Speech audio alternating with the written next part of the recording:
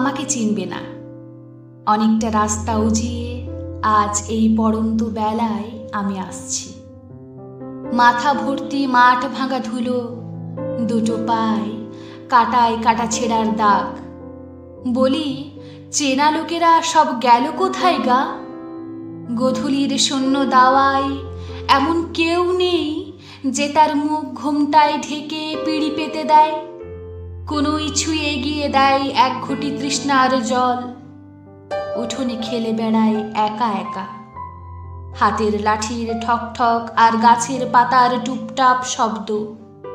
কই এসো হে।